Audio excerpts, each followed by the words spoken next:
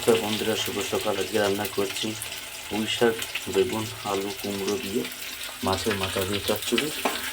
আমি ফোড়নে তেজপাতা, গোটা শুকনো লঙ্কা, তেজপাতা, পাঁচফোড়ন দিয়েছি, আলু আর পেঁয়াজ দিয়েছি। এটা হালকা একটু ভেজে নিচ্ছি।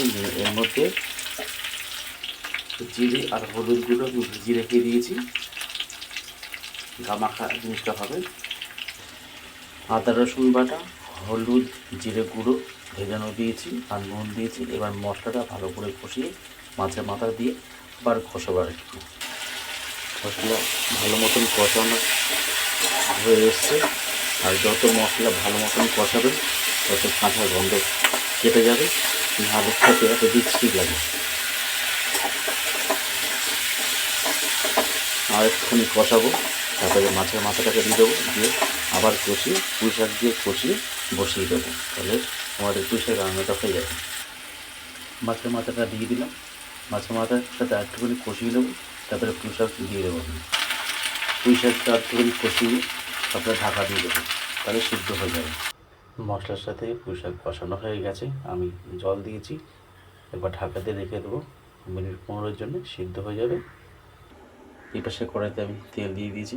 তেলটা গরম হয়ে গেলে কালো জিরে ফোড়ন দেবো, আলুটা ওর সাথে একটু ভেজে নেবো, জিরে গুঁড়ো, হলুদ গুঁড়ো দিয়ে দেবো, আর আদা রসুন বাটা দিয়ে দেবো, আর কাঁচা লঙ্কা গোটা গোটা দিয়ে আজকে রান্না করব। আর সজনে ডাঁটা দিয়ে পাতলা করে ঝোলটা হবে। তেলের মধ্যে কালো জিরে ফোড়ন দিয়েছি, আলুগুলো ছেড়ে দিয়ে হালকা একটু ভেজে দিয়ে আদা রসুন বাটা আর জিরে হলুদ ভেজানো আছে সেটাকে দিয়ে দেবো। আদা রসুন বাটা, জিরে হলুদ গুঁড়ো ভেজানো আর কাঁচা লঙ্কা গোটা গোটা দিয়েছি। এবার ভালো মশলা কষিয়ে নেবো, তারপরে জল দেবো, দিয়ে ঝোলটা ফুটলে পরে মাছগুলো ছেড়ে দেবো। সজনে ডাঁটাগুলো দিয়ে দিলাম, আর গোটা গোটা কাঁচা লঙ্কা, গোটা গোটা শুকনো লঙ্কা দিয়ে আমি তরকারিটা করছি। আর শুকনো লঙ্কাটা ভিজে গেলে পরে একটুখানি ডলে নেবো, ঝাল হয়ে যাবে। ঝাল বেশি কেউ খেতে পারে না আমাদের বাড়িতে, সেই কারণেই ঝালটা অল্প করে দেবো। আজকে পেঁয়াজ ছাড়া রান্নাটা করছি। পুঁই শাকটা এখন আরেকটু হবে, এখনও 20 মিনিট হয়নি, 10 মিনিট হতে আসছে।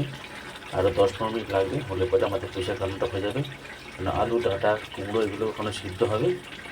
হয়ে গেলে নুন চেখে নিয়ে দেখতে হবে যে নুন লাগবে কি না লাগে, একটু সামান্য চিনি দেবো তাহলে টেস্টফুল হওয়ার জন্য।